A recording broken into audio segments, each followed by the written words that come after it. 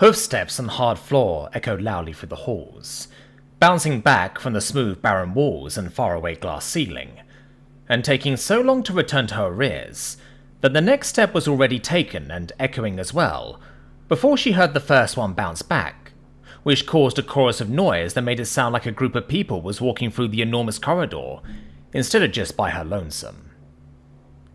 Ironically, the auditory illusion of people accompanying her somehow made her feel lonely in return, as she took step after step, her hands firmly holding onto the package she was carrying.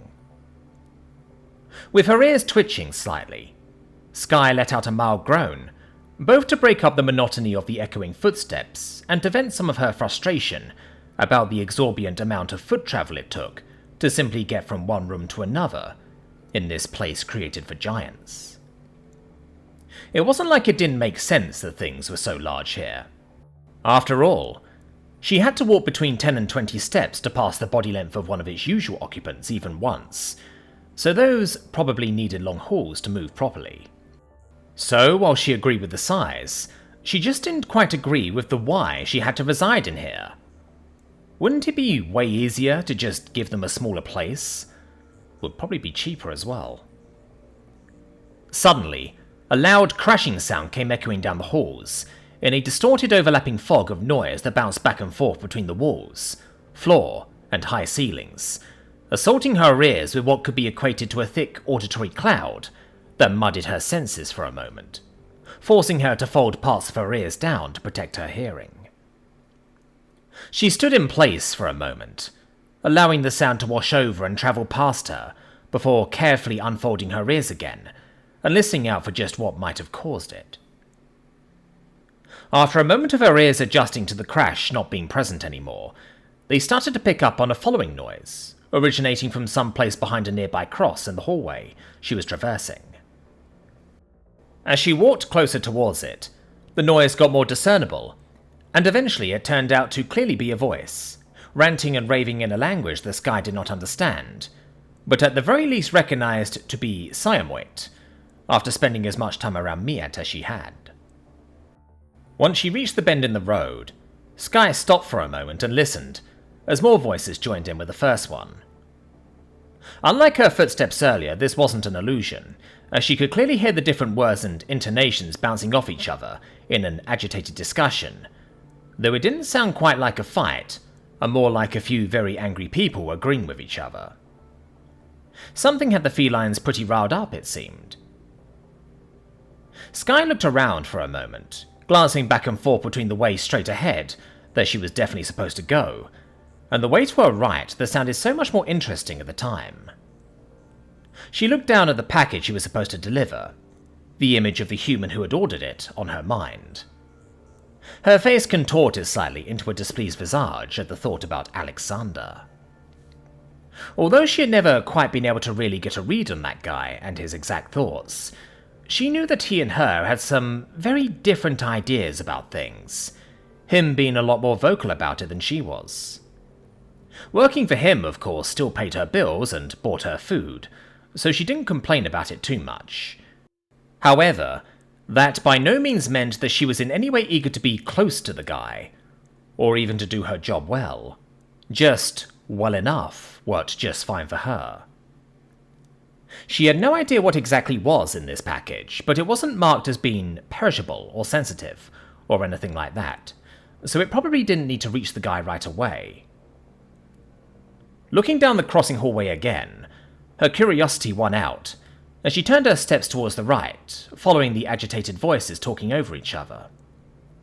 After a few steps down that way, the voices were soon joined by the far more faint and distant-sounding noise of rummaging and rustling.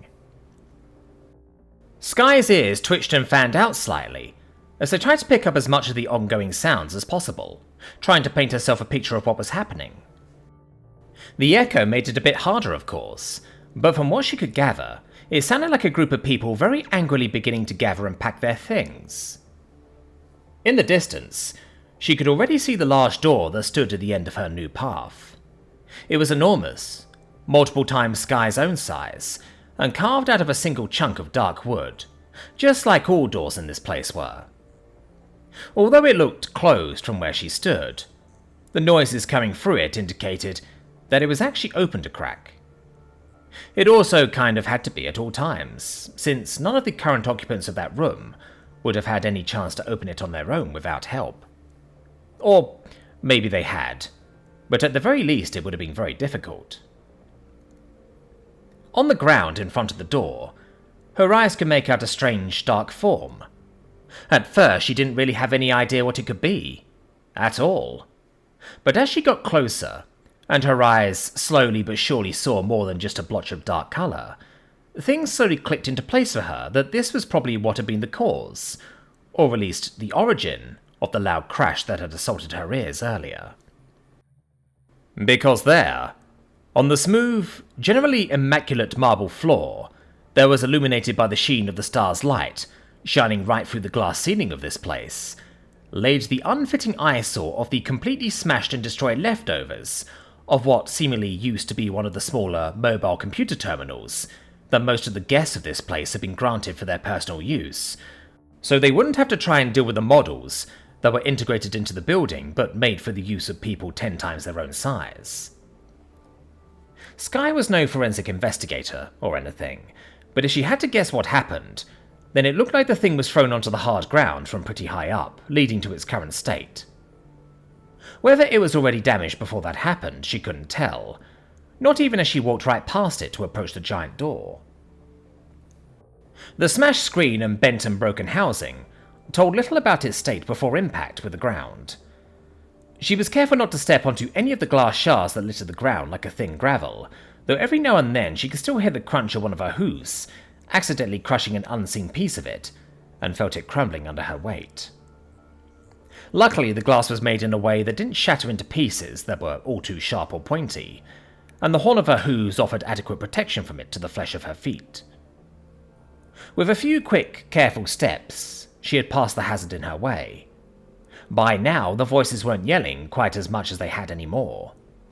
The amount of voices actively speaking had also lessened again, and now it sounded like less a spirited discussion, and more like a few people barking orders at the others, who only rarely returned a brief reply to them.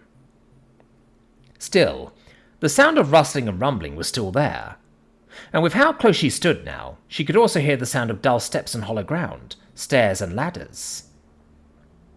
Using the polished ground as a makeshift mirror, Skye kept an eye on the shadowy reflections on it to make sure nothing surprising was waiting for her, just behind it, as she now approached the opening of the massive door. Luckily, it didn't seem like anyone was standing right in the opening, allowing her to creep up to the edge of the wood, carefully leaning against it as she peeked into the room.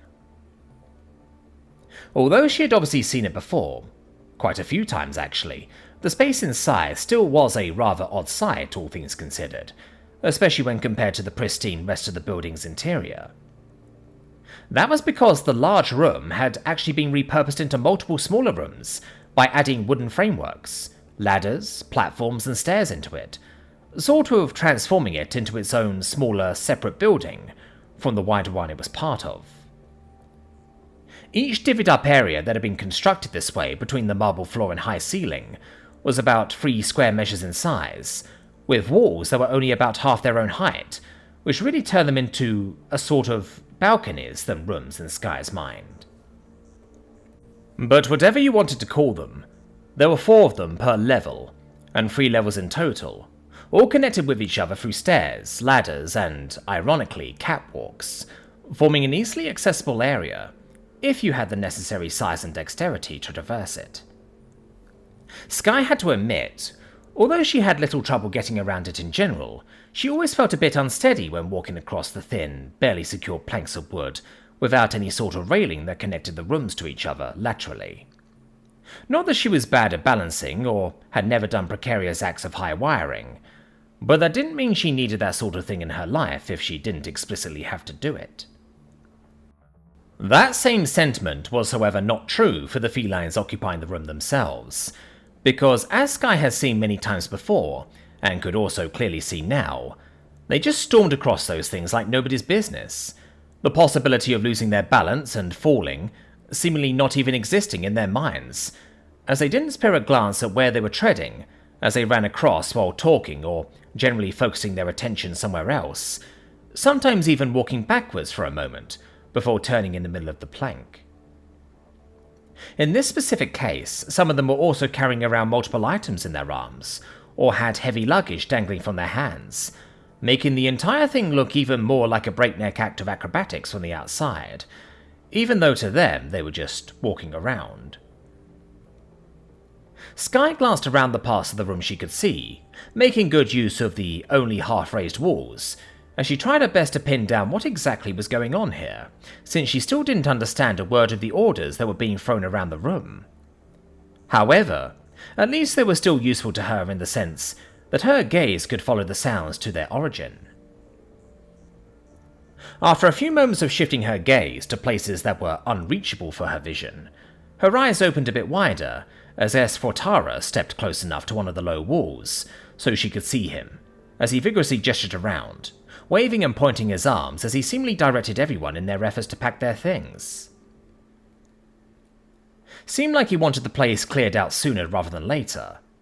The question was just, why? Briefly turning her head, Skye looked back at the smashed leftovers of a tossed terminal behind her. Why would someone toss a terminal and then pack their shit? They probably saw something they didn't like, or saw something that they needed to get in on. Swallowing, she glanced back to the room and slowly stepped inside, in order to get an even better view of the place, her curiosity once again winning out over her caution. However, she barely made it a few steps past the door before she froze up, as a voice suddenly addressed her from a previously unseen place. That for me? The familiar stutter of Mirashkra sounded out and caused Skye to shoot around to him, once she had gotten over her first startle. The feline chuckled wheezily, and had his gaze locked upwards onto the package the Skye was carrying.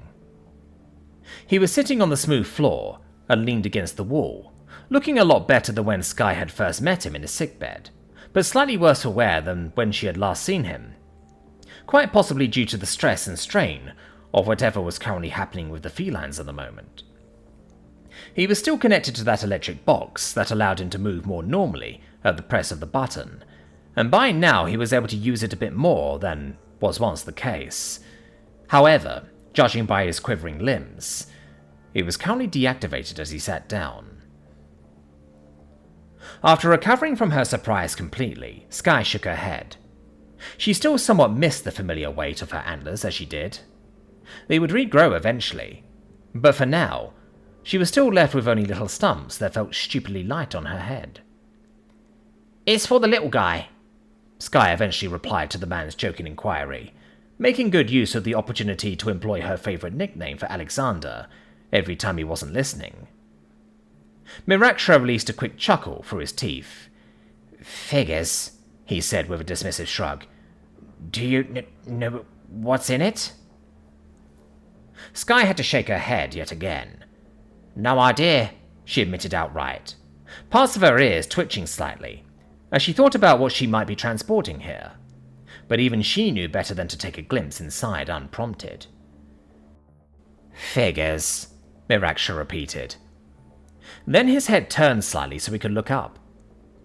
Following his gaze, Skye noticed that he was now looking straight up at Scifi, who had walked out onto one of the unsecured walkways, and was staring down at their ongoing conversation with a rather unreadable, though certainly grumpy, expression on his face.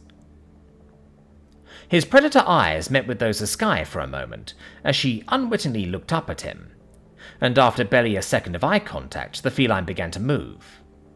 Treating the neck-breaking drop underneath him as barely an inconvenience, the high-class Deathworlder with a body made for much higher gravity climbed down the makeshift frameworks holding up the improvised rooms, not bothering with the stairs and ladders, as he jumped from plank to beam, to plank, to rung, until he finally landed on the marble floor with a barely audible thump, not even going to his knees from the final large drop.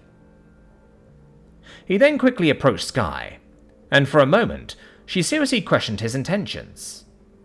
She remembered the smashed terminal outside, and something about the feline's face today wasn't right. She had seen him mad more than once. In fact, mad was sort of Scifi's default emotion in her experience, But today his face was different, because it didn't look all that angry. Again, grumpy for sure, but not the usual active anger. "What do you want here?" he asked Sky directly, once he was only a couple of steps away from her, standing somewhere in between her and Marakshra.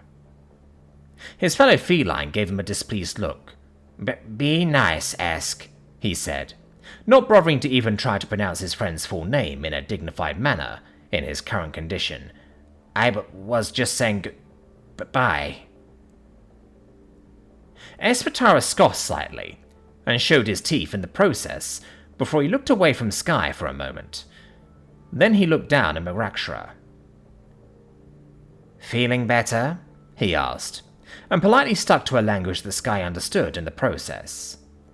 The feline on the ground wiggled his ears playfully, and ran a hand through his mane of hair. "Getting there," he assured his friend with a chipper voice, before his hand ran down from his hair, slowly gliding along his arm and ending by gripping onto his other wrist, clearly in an effort to stop both arms from trembling. He let out a long, exhausted sigh, and his voice dipped a bit into a mellower tone as he added, "Gonna need another minute or two, though." Espatara nodded, and his face became the slightest bit softer. "Take your time," he reassured his friend, with a hint of gentleness in his tone. However, Sky's mind was still stuck on what Marakshra had said just earlier. "Saying goodbye," she wanted aloud, and looked down at Marakshra with a surprised and admittedly kind of concerned expression. Concerned for multiple reasons, really, not the least of which was that she really didn't feel like Marakshra was in any real condition to travel a whole lot yet.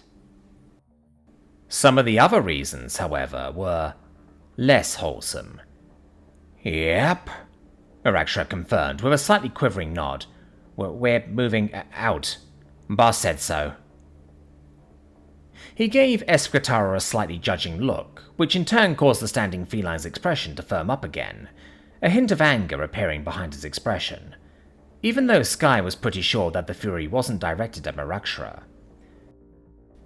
"Yes, and that's final," Espatara reinforced firmly, and crossed his arms while furrowing his brows, his ears standing up in an attentive and confronting way, his tail swaying restlessly.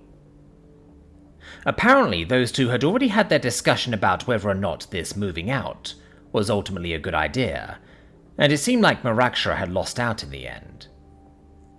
It was by far not the first time those two didn't see eye to eye on some issue. However, this time, it seemed like it hadn't stayed at mere bickering, and a decision was actually reached by the end of it. However, Sky was still confused, as she had heard nothing about anyone making a move anytime soon, even as she carried around people's messages as the local errand girl all the time. "But where are you going?" she asked, not quite able to hold the question back despite Espatara's obvious bad mood. "And why?" Espatara's face scrunched up even more, as he seemingly prepared to be the first to answer that. However, at that moment, the ears of every participant in this little conversation twitched simultaneously, as they all picked up on the new noise of something hard, yet rubbery, stepping out onto the smooth ground in a regular pattern.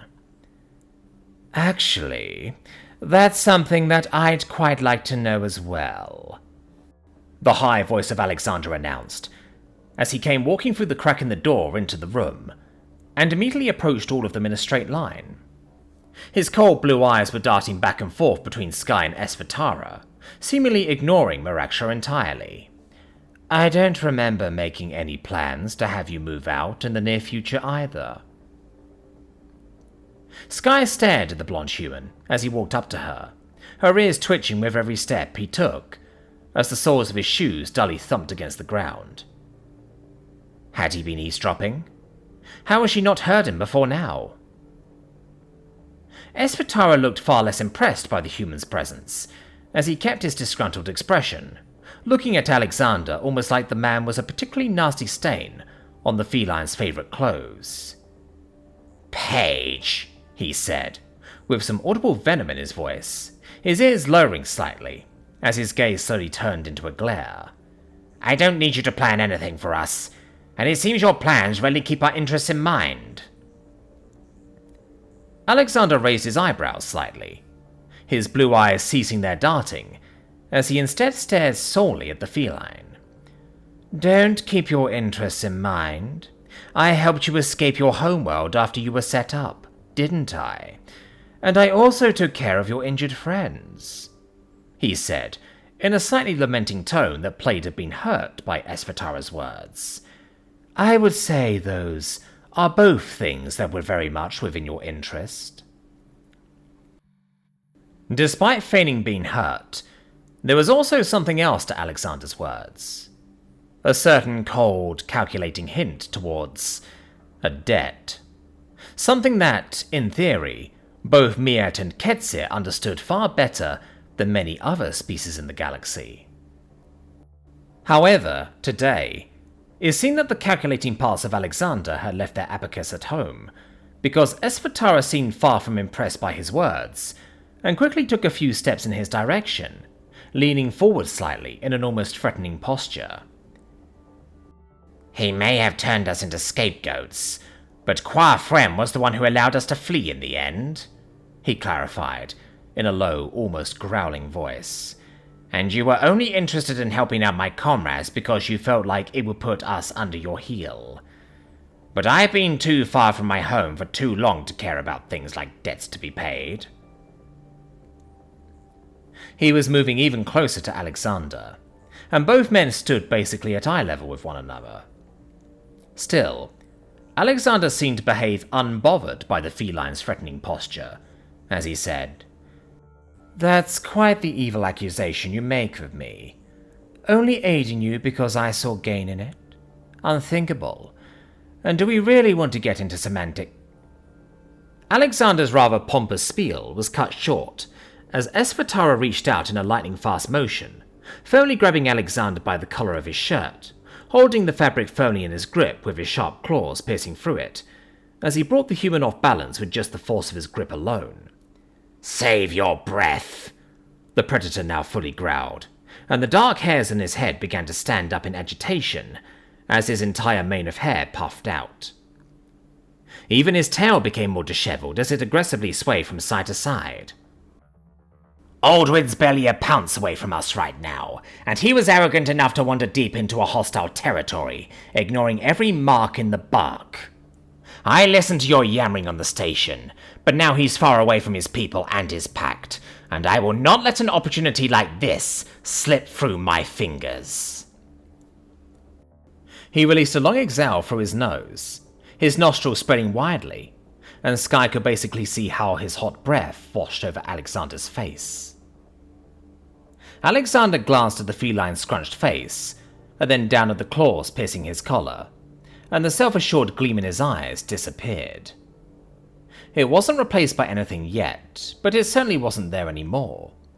Clearly, the direct confrontation with somebody stronger than him had ripped him out of his comfort zone. "That's insane," the human commented, his voice raising slightly as he couldn't quite keep up his typical calm, soft-spokenness. "He'll easily kill you." Esfatara's pupils constricted into pinpricks, and he inhaled deeply through his nose, before yanking his hand back and pulling Alexander by his collar so that their faces were now only millimeters apart from each other. Esfatara then released a low chuckle, the entire breath of which wafted right across Alexander's face, as the human's eyes finally widened into something vaguely resembling fear. Sky didn't have an exact name for the emotion she saw, but it was somewhere within that ballpark as one powerful Deathworlder held the other with a tight grip and laughed right in his face. "Sure, maybe. But you know what, Alexander?" Esfatara then asked. His growling had disappeared, and he was talking deeply and smoothly now, almost in an elaborating tone. "If he does, then I'll make sure to do everything to take you with me, you Weasley bitch." He then unhanded Alexander, but instead of simply letting him go, he shoved the man away from himself, and in the low gravity, Alexander caught some air before catching himself again in a few stumbling steps. Alexander breathed heavily. His blonde hair was disheveled, and his eyes were still wide as he looked after the feline as he began to prance away. Next to Sky, Maraksha also laboriously stood up from his sitting position, activating the electro gadget connected to his body to cease his limbs trembling as he began to follow his comrade. "I already informed the High Matriarch about my plans," Esvatara informed, while walking before Alexander could get a chance to recollect himself and speak up again.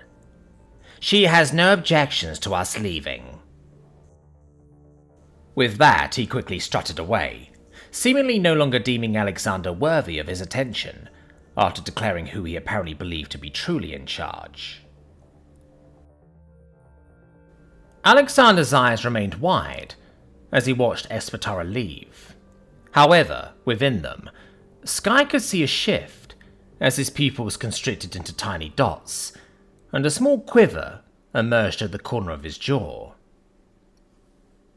After a second of staring like that, his eyes began to dart around a bit, seemingly searching for anything else they could turn their focus on. Eventually they landed right on Sky, as well as the package she was still holding. "You were supposed to bring that to me right away," he said, in a calm but almost breathless tone, as his eyes lingered on the delivery. Sky now admittedly found herself caught slightly off guard, turning into the ironic deer in headlights, as she figured that he was going to go off on her in an attempt to regain any sort of control over anything he could right now. You see, there was this crash and," she began to mumble, stumbling over her words without really finding any good excuse as to why she made the detour, apart from being curious. By now, she just awaited the incoming berating. However, going quite heavily against what she expected what was going to happen, Alexander's gaze soon shifted again, after he had gotten to look at the package for a couple of moments. The quivering of his jaw subsided, and his eyes stopped being so wide. Even his pupils dilated again. Though still, the underlying coldness of his gaze remained, even as he opened his mouth into his usual gentle tone again. "I came to see what was taking you so long. Quite fortuitous that your little blunder led us here," he explained, and walked towards Sky, reaching out his arms for the package.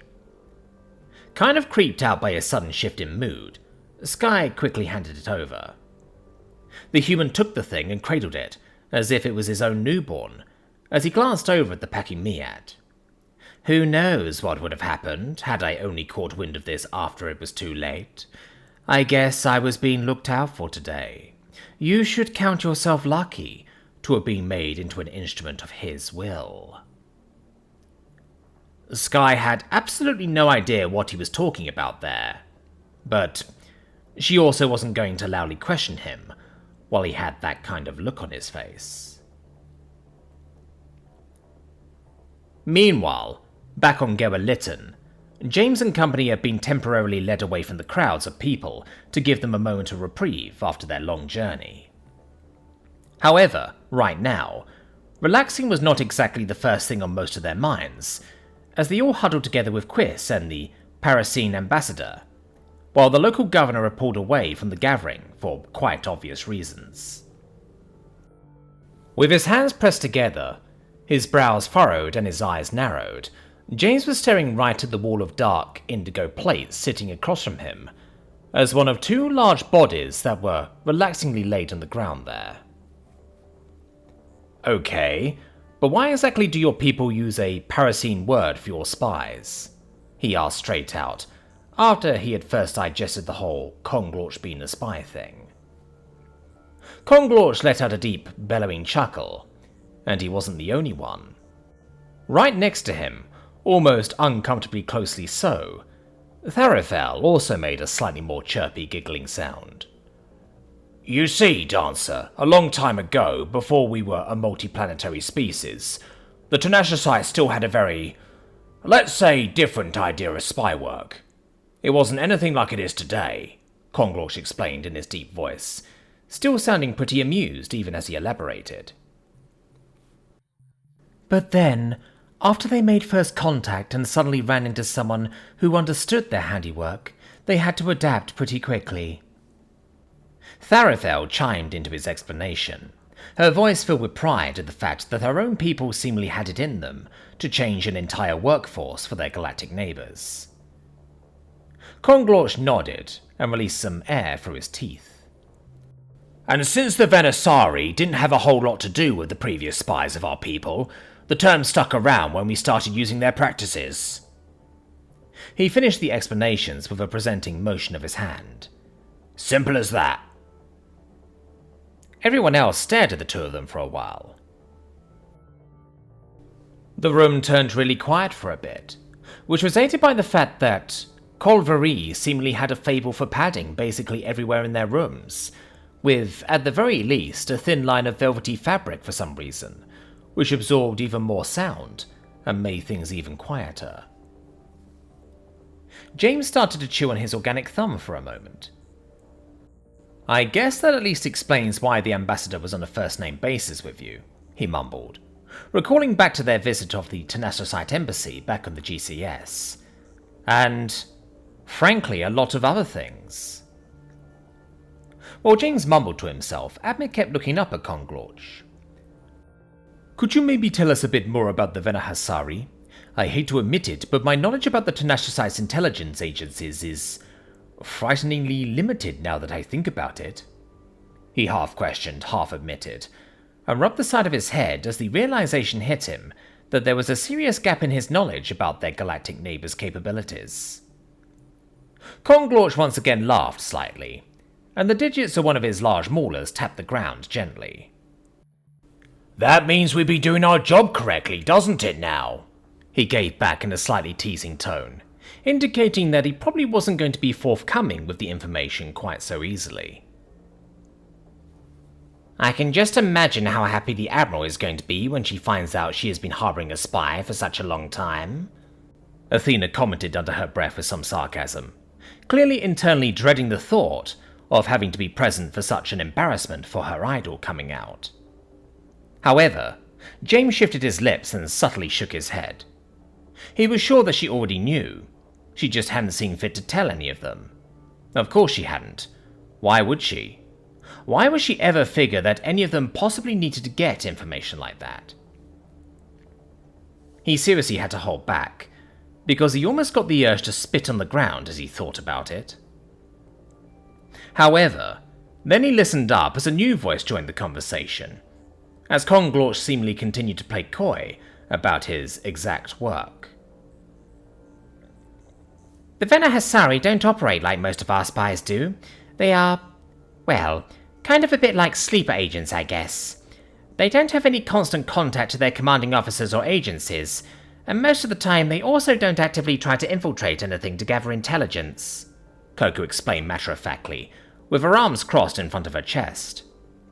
As the highest-ranking person in the room, it probably wasn't surprising that she knew at least something about it. Still, James looked over at her as she explained with a strange feeling in his stomach. They are simply sent out to go to a place of interest to live and integrate themselves there. For the most part, they're just supposed to live as normal citizens. It's just that they are taught to learn whatever they can, wherever they can, whenever they can, so they can carry that knowledge home later on. And obviously, whenever something seemingly big happens, they're supposed to keep an eye on it. James narrowed his eyes slightly, but his thoughts weren't quite able to completely form yet, since Konglorch nodded his large head with another deep bellow. That is a succinct summary, he admitted, with a light swaying of his head. Tuya snorted slightly. Well, yeah, I guess the human ambassador showing up, being paranoid about being followed or manipulated, then getting the connection to the net cut for the entire station, and then moving to try and take the entire thing hostage, would probably count as a situation worth keeping a close eye on, she commented, after thinking about that for a moment. I think so if I was a spy. Nia agreed with her on that, her eyes gazing up into nothing as she began to imagine. The closest of eyes, all four of them, Konglorch also concurred. A situation like that is what every Venahasari waits their entire life for, so I couldn't even think about letting it slip past me. You even risked your life for it, Andrzej commented on that, swiping some of his long hair out of his face, as his face looked like he recalled something, which was probably the broadcast about all the measures that had been thrown at the two presumed terrorists, back when James and Kongrach were raising hell on the GCS together. Certainly not a harmless situation by any means. Kongrach's long tail briefly lifted off the ground, before falling down again with a loud smack, as he released a low, hissing grunt. "And I'd do it again," he assured the Major, all four of his eyes narrowing down to the human. However, throughout all of this, James's eyes were still affixed onto Coco's face, ever since her earlier explanation, the pit in his stomach forming more and more as he slowly became sure of the idea that had formed in his head. And, ultimately, it was confirmed as Coco noticed his staring, briefly glancing over his eyes, as if to figure out what it was that he wanted. And he knew those eyes well, and he knew exactly when they were trying to hide something. "You fucking knew!" he therefore brought out loudly, interrupting whoever else was talking at the time, as he stood up and pointed his finger right at Coco's face, causing her green eyes to open wider as she leaned back a bit. In all honesty, James's tone wasn't even all that accusing. It was way more excited in a way. Almost ecstatic that he had managed to figure this one out after the first big reveal had gone past him for so long. Everyone's eyes turned towards Coco, as she looked back at James with her expression turning sheepish. "Well, yeah, of course I knew," she said, and rubbed the back of her head. "I mean, did you think the Admiral wouldn't tell me?" And like that, it was also confirmed that his mother knew as well, though that was way less surprising to James. "Obviously I wasn't allowed to tell you, or I would have." Coco added on to that with only a hint of a polite apology in her voice. For the most part, she seemed to be perfectly comfortable with having kept that secret. James's eyes now shifted onto Kongrach. "And you knew that she knew?" he asked very directly. The large lizard opened his mouth slightly. "Of course I did," he said with another chuckle, his large tongue licking along the inside of his teeth. James released a scoffing breath through his own teeth and fell back into his seat, leaning back into the backrest as he loudly but also clearly jokingly said, "Traitors, the bunch of them," while heavily shaking his head in a dramatic fashion. Using the opportunity of him leaning back like that, Sheeta leaned up against his side, bringing her face close to his ear. "You don't actually care about any of this, do you?" she cooed quietly, and her tail swayed a slight bit, gently drumming on the cushions of their seat each time it fell down. James shook his head. "Why would I? Anything we wouldn't want a spy to know, we wouldn't tell a civvy either," he explained offhandedly, turning his head slightly to glance up at Kongrach's face. That was still just as familiar to him after this change. "After everything, it's going to take a lot more to make me stop trusting the big guy."